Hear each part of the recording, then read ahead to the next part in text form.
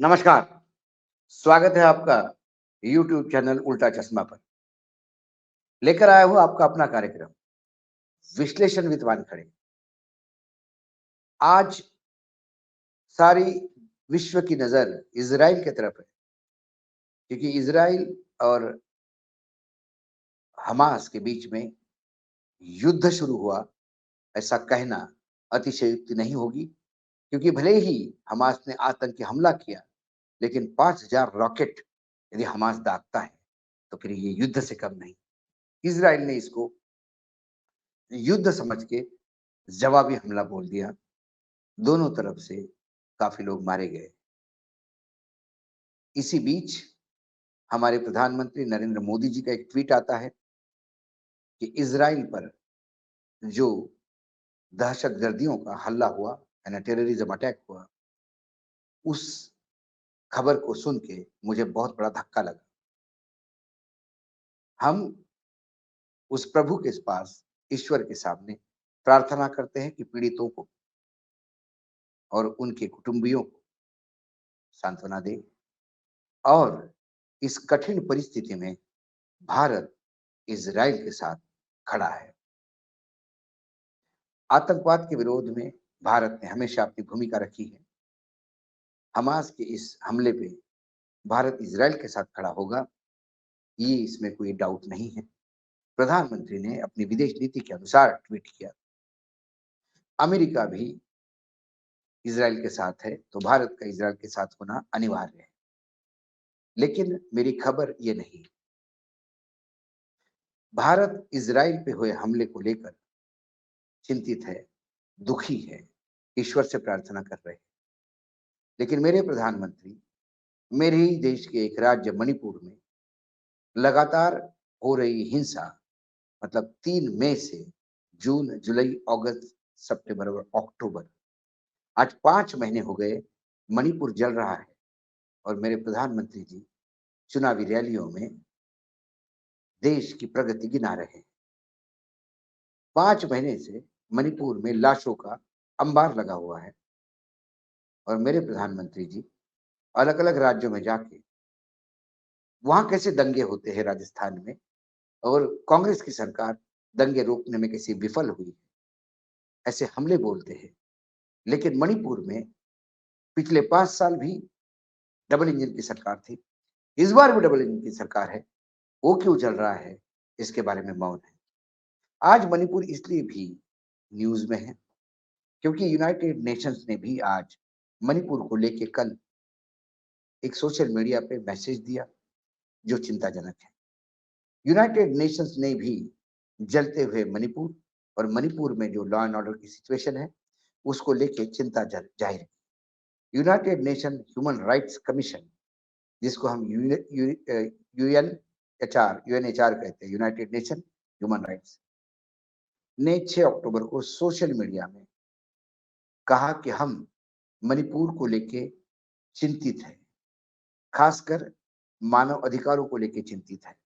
मानव अधिकारों के लिए बोलने वाले, लड़ने वाले बबलू लिथोंगबन को मिल रही धमकियों से हम बहुत ज़्यादा चिंतित हैं।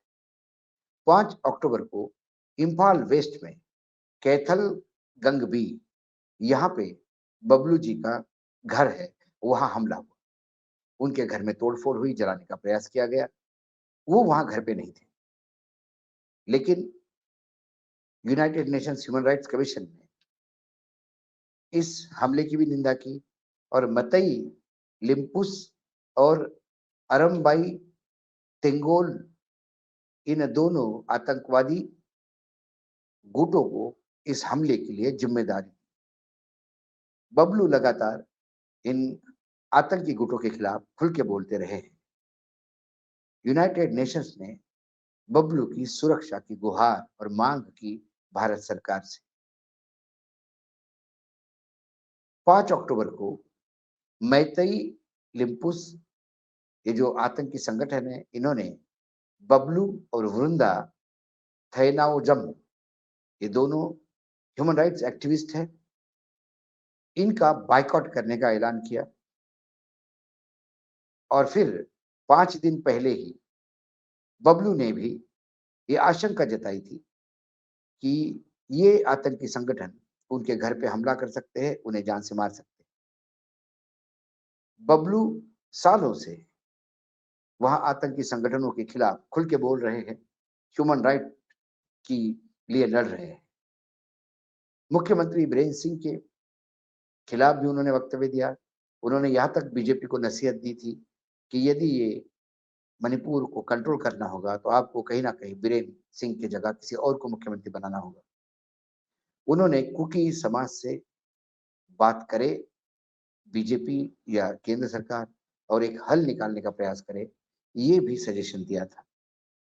लेकिन अभी तक सरकार भले ही कहे कि 180 मौतें हुई हैं, 1100 से ज़्यादा लोग घायल हुए हैं, लेकिन मणिपुर में जिन लोगों से बात हो रही है, वो कहते हैं कि लाशों का कोई हिसाब नहीं।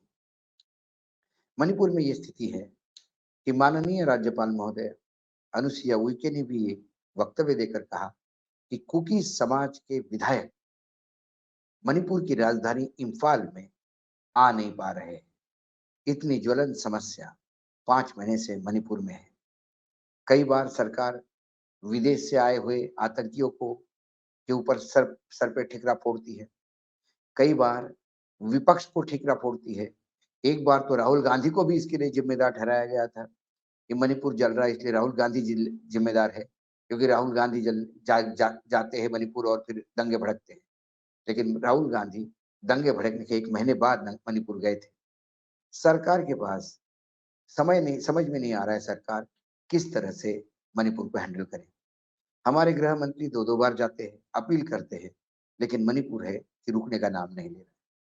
दूसरे ओर प्रधानमंत्री जब सर्वोच्च न्यायालय ने मणिपुर के एक वीडियो पे जिसमें 2 महिलाओं के ऊपर नग्न करके परेड किया गया, एक महिलाओं के साथ सामूहिक व्यभिचार किया गया और उसी के भाई और पति को मार डाला गया। ये जब वीडियो देश के सामने आया, क्योंकि इंटरनेट बंद होने की वजह से चीजें बाहर नहीं आ रही थी, तो पूरा देश क्रोधित हुआ। सर्वोच्च न्यायालय ने इसका संज्ञान लेते हुए नोटिस इश्यू किए। सर्वोच्च न्यायालय के नोटिस के बाद प्रधानमंत्री ने पहली बार बोला कि उन्हें दुख हुआ है, पीड़ा हुई है। लेकिन इसके बाद पार्लियामेंट में विपक्ष लगातार मणिपुर पे चर्चा करना चाहता था और सरकार भाग रही थी। अंत में विपक्ष ने एक मणिपुर को लेके अविश्वास प्रस्ताव लाया, ये सोच के कि कम से कम उसका उत्तर देते समय सरकार मणिपुर के बारे में जिक्र करेगी। सरकार ने मणिपुर का जिक्र किया, लेकिन इतना ही कहा कि वो दुर्भाग्यपूर्ण है और स्थिति कंट्रोल में है। सरकार बार-बार कहती है स्थिति कंट्रोल में है, लेकिन 3 मई से जो दंगे शुरू हुए, वो आज तक शमन नहीं हुए। बीच में 1-2 दिन के लिए नेट खोल दिया था, लेकिन इंटरनेट खुलते से ही 2 बच्चों की डेड बॉडीज का वीडियो जैसे ही सामने आया, फिर दंगे शुरू हुए और आज तक दंगे संभले नहीं जा रहे। मणिपुर में स्थिति क्या है? क्या वाकई कुकी और मतई समाज का झगड़ा है या इस झगड़े के आड़ क्रिश्चियनिटी के ऊपर हमला है? ये समझ के परे है, क्योंकि चर्चेस भी बहुत जलाए गए हैं। तीसरी एक एंगल इसमें है, क्या कुकी पहाड़ियों पे कब्जा करके बैठे हैं और उन पहाड़ियों में बेहतरीन तरीके का गांजा उगता है, जिसकी डिमांड बहुत ज्यादा चाइना में है। अरबों खरबों डॉलर का बिजनेस है। क्या इस बिजनेस के लिए देश के राजनीतिज्ञ के लड़के इंटरेस्टेड है? इसलिए पहाड़ी खाली करने के लिए, ताकि पहाड़ियों में से कुकीज को यदि हम मिजोरम की तरफ ढकेल दें, तो पहाड़ियों पे कब्जा हो सकता है और ये ट्रेड अपने हाथ में आता है। ऐसी कई चर्चाएं हैं, लेकिन इन चर्चाओं को कभी विराम नहीं मिलेगा, क्योंकि असलियत क्या है ये सरकार को बतानी है। और सरकार के माने तो मणिपुर शांत है, मणिपुर कुछ हो ही नहीं रहा है। अब यूनाइटेड नेशंस ने जो टाइम स्टैंड लिया, उसमें सरकार का रिप्लाई क्या होता है? या सरकार हमेशा कहेगी कि हमारा आंतरिक मामला है और सरकार फिर उस बबलू को अर्बन नक्सल घोषित करके या विदेशी फंड या चाइनीज फंड या पाकिस्तानी फंड का एक रिसीवर करके, हो सकता है उसी के ऊपर कल ईडी और सीबीआई छापे मारे, तो आश्चर्य नहीं होगा। क्योंकि हमारे यहाँ आजकल छापे उन्हीं पे पड़ते हैं जो भ्रष्टाचार को उजागर करने की बात करते हैं।